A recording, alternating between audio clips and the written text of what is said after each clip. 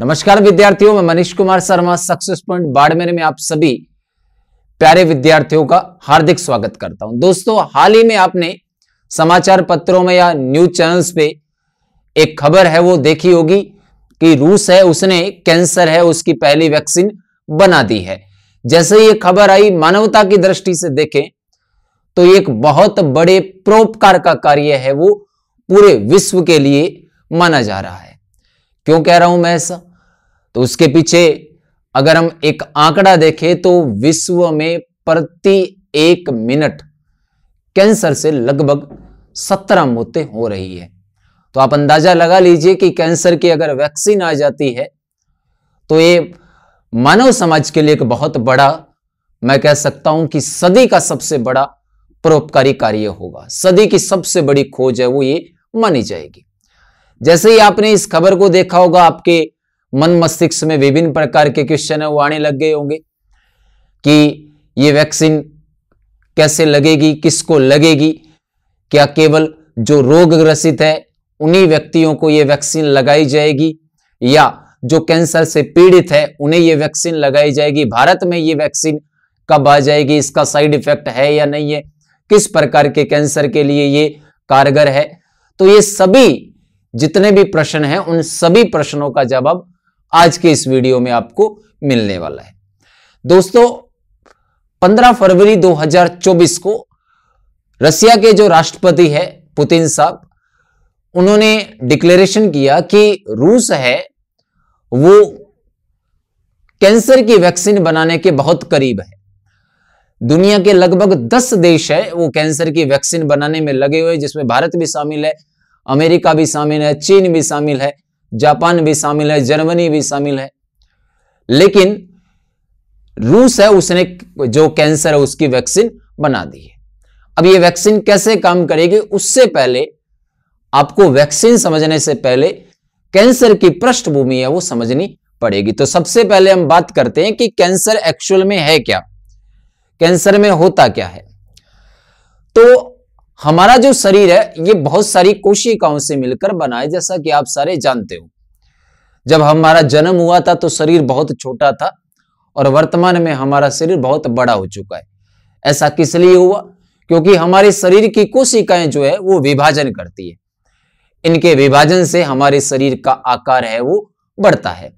लेकिन एक समय के बाद में शरीर का आकार बढ़ना क्या हो जाता है, बंद हो जाता है। हालांकि शरीर के कुछ भाग है वो वृद्धि करते रहते हैं, मतलब ये कोशिका विभाजन चलता तो रहता है, लेकिन शरीर बहुत बड़ा नहीं होता, विशालकाय नहीं होता। इसका कारण ये है कि जो कोशिका विभाजन हमारे शरीर में होता है, कोशिका विभाजन करती है, वो नियंत्रित होता है, अनियंत्रित विभाजन नहीं होता।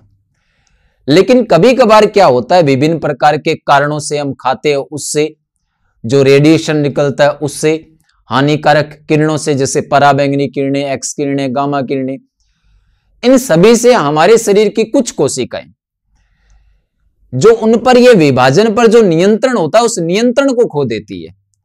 जैसे कोशिकाएं विभाजन हो रही है हमारे शरीर की, इन पर क्या है, कंट्रोल होता है, जिससे ये अनियंत्रित विभाजन नहीं करती। लेकिन कभी कभार क्या होता है कि ये जो कोशिकाएं है वो अनियंत्रित विभाजन करती है और अनियंत्रित विभाजन करके ये कोशिकाओं का एक समूह बना लेती है, जिससे क्या बन जाता है, ट्यूमर, जिसको हम आम भाषा में क्या कहते हैं, गांठ। तो एक तरीके से मैं बिल्कुल क्लियर शब्दों में बोलूं तो कैंसर जो है वो कोशिकाओं का अनियंत्रित विभाजन है। आई बात समझ में? अब जिस भाग में ये अनियंत्रित विभाजन होगा या जिस भाग की कोशिका अनियंत्रित विभाजन करेगी उस भाग में क्या हो जाएगा, कैंसर हो जाएगा, मतलब ट्यूमर या गांठ बन जाएगी। जैसे तंबाकू खाने से मुंह में ट्यूमर बनती है, ओरल कैंसर कहते हैं। प्रोस्टेट कैंसर, हमारे पुरुष जनन तंत्र में प्रोस्टेट ग्रंथि है उसका है। ब्रेन का कैंसर है, लंग्स कैंसर है, महिलाओं में सर्वाइकल कैंसर होता है, स्तन ग्रंथियों का कैंसर है। ठीक है, कैंसर जिस भाग में कोशिका नियंत्रित विभाजन करेगी उसी भाग का कैंसर है वो हो जाएगा। जैसे ब्लड कैंसर सुना होगा आपने, ब्लड कैंसर में WBC है वो अनियंत्रित विभाजन करना शुरू कर देती है। तो ये आपके समझ में आ गया होगा कि कैंसर क्या है? कोशिकाओं का अनियंत्रित विभाजन। कोशिकाएं अनियंत्रित विभाजन करके क्या बनाती है? ट्यूमर। अब आते हैं वैक्सीन। अगर आपने इस वैक्सीन की मैकेनिज्म को समझ लिया तो जितने भी प्रश्न आपके मन मस्तिष्क में आ रहे हैं दोस्तों, वो सारे के सारे क्लियर हो जाएंगे। तो बात करते हैं वैक्सीन की। वैक्सीन को समझने से पहले हमें दो बातें पता होनी चाहिए। एक तो होता है प्रतिजन, जिसको आप एंटीजन कहते हैं, और एक होता है एंटीबॉडी यानी कि प्रतिरक्षी। आपने इस न्यूज को पढ़ा था तो इसमें एक शब्द लिखा हुआ मिलेगा आपको, या आपने पढ़ा होगा कि कैंसर की जो वैक्सीन रसिया ने बनाई है वो mRNA पर आधारित है, या mRNA टेक्नोलॉजी पर आधारित है। अब इसका मतलब क्या है तो उसको समझिएगा। प्रतिजन क्या होता है कि हमारे शरीर में हमारा जो प्रतिरक्षा तंत्र है, इम्यूनिटी सिस्टम है, वो किसी भी रोगजनक के प्रवेश करने पर विशेष प्रकार के प्रोटीन बनाता है, और उन प्रोटीन अणु को हम कहते हैं प्रतिरक्षी। और इनको बनाने के लिए प्रेरित करने वाला कारक है वो क्या कहलाता है? प्रतिजन। मतलब एंटीबॉडी कौन होता है? वो कारक जो बॉडी में कौन क्या बनवाता है? एंटीबॉडी। जो एंटीबॉडी को बनाएगा उसको हम क्या कहते हैं? एंटीजन। आई बात समझ में? अब रसिया ने जो वैक्सीन बनाई, या कैंसर में क्या होता है, हमारे शरीर में जैसे कोई भी रोगजनक प्रवेश करता है तो जो mRNA है वो हमारी कोशिकाओं को संदेश देता है कि आप प्रोटीन बनाइए। प्रोटीन का मतलब प्रतिरक्षी अणु, और ये प्रतिरक्षी अणु है जो रोगजनक प्रवेश करता है उसको मार देता है। लेकिन अब ये mRNA क्या बनवाता है? एंटीबॉडी। यानी कि एंटीबॉडी एक्चुअल में होता क्या है? प्रोटीन ही होता है। ठीक है। कैंसर में क्या समस्या रहती है कि एंटीबॉडी कब बनेगा? जब इस mRNA को मैसेज मिलेगा कि बाहर से कोई डाकू आ गया है, आप प्रोटीन बनाइए, आप एंटीबॉडी बनाइए। लेकिन कैंसर में हमारे शरीर की कोशिकाएं ही क्या करती है? अनियंत्रित विभाजन। तो हमारा शरीर पहचान नहीं पाता इसको कि ये बाहर से आया है या शरीर के लिए हानिकारक है या नहीं। इसलिए शरीर कैंसर से नहीं लड़ पाता। क्यों? क्योंकि अनियंत्रित विभाजन कौन कर रही है? शरीर की ही कोशिका कर रही है।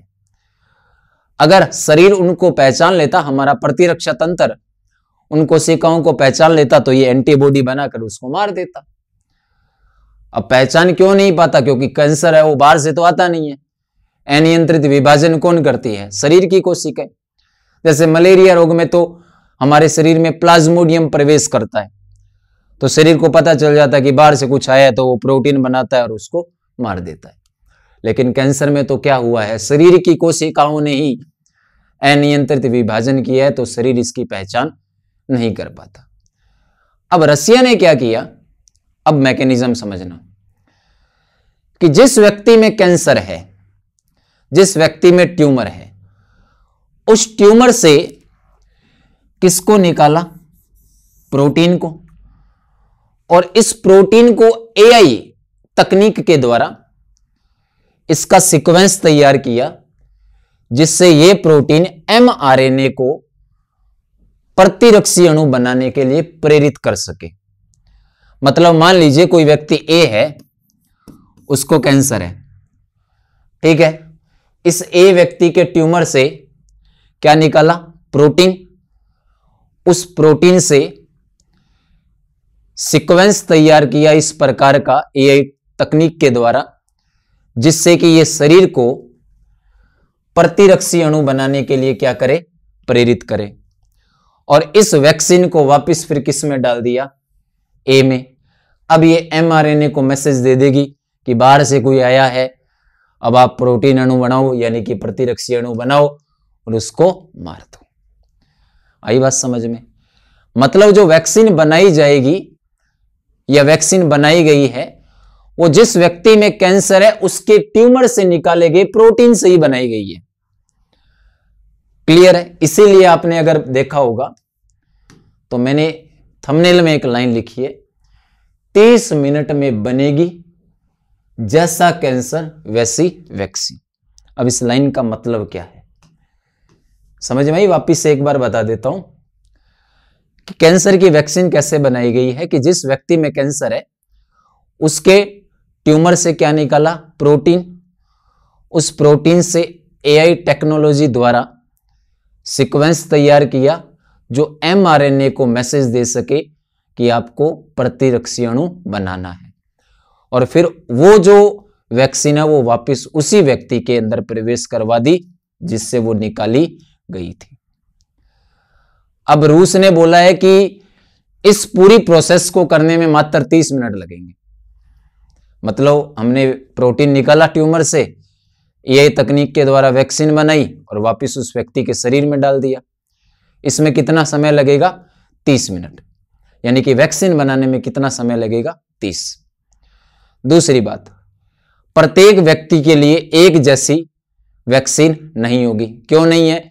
क्योंकि हमने जिसको कैंसर है उसी से निकाला है।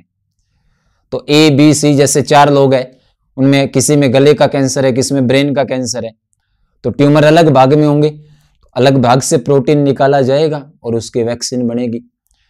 यानी कि ये सभी व्यक्तियों में एक जैसी नहीं होगी, एक ताले की अलग अलग चाबियां होगी। आई बात समझ में? तीसरा क्वेश्चन कि किसको लगेगी, तो जिनको कैंसर है उन्हीं को लगेगी। चौथा, दूसरे देश को बेची जा सकती है क्या? नहीं बेची जाएगी, क्योंकि एक व्यक्ति विशेष के लिए एक ही वैक्सीन होगी, दूसरे व्यक्ति के लिए दूसरी, क्योंकि उसके ट्यूमर से प्रोटीन निकालेंगे और उसी में वापस प्रवेश करवाएंगे। तो सभी के लिए एक जैसी होगी क्या? नहीं, व्यक्ति विशेष के लिए एक वैक्सीन एक ही होगी। तो किसी भी देश को यह बेची नहीं जाएगी, बल्कि इसकी जो टेक्नोलॉजी है उसको इंपोर्ट एक्सपोर्ट किया जाएगा। चौथी बात, किसको लगेगी? तो जिसको कैंसर है उसी को लगेगी। जैसा कोरोना में हुआ था, सभी को कोविड की वैक्सीन लगाई गई थी, वो बचाव के लिए लगाई गई थी। ये बचाव के लिए नहीं है, ये उपचार के लिए है। आई बात समझ में? और रसिया ने इसकी कीमत बताई है कि एक व्यक्ति की एक वैक्सीन की जो कीमत है वो लगभग $2,500 और भारतीय रुपए में बात करूं तो 2.5 लाख रुपए। और रसिया ने यह डिक्लेयर कर दिया है कि जनवरी 2025 से रसिया में जिन व्यक्तियों को कैंसर है उनको यह वैक्सीन है वो निःशुल्क लगेगी। भारत में ये जल्द ही आपको मिल जाएगी। इसका जो क्लिनिकल टेस्ट है उसमें इस वैक्सीन से कोई भी साइड इफेक्ट है वो देखने को नहीं मिला। और मैं मानता हूं कि हमें जो रसिया के राष्ट्रपति है उनको कोटि कोटि साधुवाद करना चाहिए, धन्यवाद देना चाहिए, क्योंकि 10 देश लगे हुए हैं इस वैक्सीन पर और लंबे समय से लगे हुए हैं। ऐसा नहीं कि 2 साल पहले, 10-15 सालों से लगे हुए हैं, ठीक है। लेकिन फिर भी रसिया ने इसमें महारत हासिल कर ली, इस जंग को जीत लिया। और उस समय जब रसिया एक मोर्चे पर यूक्रेन से अपना युद्ध भी लड़ रहा है, तो रसिया में जिन भी लोगों ने ये बनाई है मानवता के लिए एक बहुत बड़ा कार्य है। क्योंकि आपने भी देखा होगा, आप अपने गांव खेड़े में देखते हो, सिंपल सा है, एक छोटा सा उदाहरण दे रहा हूं। पिछले 3-4 साल पीछे जाइए आप, आपके गांव में गली में कोई कैंसर का पेशेंट नहीं था। लेकिन आज के समय में देखें तो ऐसा कोई गांव नहीं है, ऐसी कोई गली नहीं है गांव की जहां पर कैंसर का पेशेंट न हो। तो मोटे तौर पर मैं वापस से बता देता हूं कि कैंसर की वैक्सीन है वो एआई टेक्नोलॉजी के द्वारा बनाई जाएगी। जिस व्यक्ति में कैंसर है और जिस प्रकार का कैंसर है उसी से प्रोटीन निकाला जाएगा और उससे फिर वैक्सीन बनाकर उस व्यक्ति में वापस डाला जाएगा। यानी कि अलग अलग व्यक्तियों के लिए अलग अलग वैक्सीन होगी। एक वैक्सीन को बनाने में 30 मिनट और लगभग 2.5 लाख रुपए लगेंगे। इसको आयात निर्यात नहीं किया जा सकता, इसकी टेक्नोलॉजी है वो दूसरे देश को दी जा सकती है, कैसे बनी जाएगी। आई बात समझ में? तो एक बार फिर से रसिया के पूरी टीम को बहुत बहुत हम आभार प्रकट करते हैं कि उन्होंने इतना बड़ा कार्य किया है। सदी की सबसे बड़ी खोज मानी जा रही है। अगर थोड़ा सा डाटा पर बात करें तो भारत में आपको बताता हूं भारत में 2025 में 15,69,000 कैंसर के मरीज हैं। 15 लाख एक बहुत बड़ा आंकड़ा होता है। और 1 मिनट में विश्व में 17 लोगों की मृत्यु कैंसर से हो रही है। और जो स्टडी है, जो आंकड़े है, वो ये बता रहे हैं कि 2040 तक कैंसर के जो 2/3 पेशेंट है वो गरीब और विकासशील जो राष्ट्र है वहां से मिलेंगे। तो भारत के लिए तो ये अत्यंत जरूरी है, क्योंकि कैंसर ऐसा रोग है जिसका अभी तक कोई ट्रीटमेंट नहीं था। तो आशान्वित हूं आपको सारी बातें समझ में आई। ठीक है, अगर हमारा ये प्रयास आपको आकर्षक लगा और आप अन्य व्यक्तियों को भी जागरूक करना चाहते हैं तो इस वीडियो को आप साझा कीजिएगा, अन्य को भी जानकारी दीजिएगा कि वैक्सीन जो बनी है वो कैसे काम करेगी, क्या प्रोसीजर है इसका, कैंसर क्या होता है। और एक बार फिर से जो रूस के राष्ट्रपति है पुतिन साहब, उनको बहुत बहुत धन्यवाद कि उन्होंने एक इतना बड़ा कार्य है वो पूरे विश्व के लिए किया। आप सभी का जुड़े रहने के लिए बहुत बहुत धन्यवाद।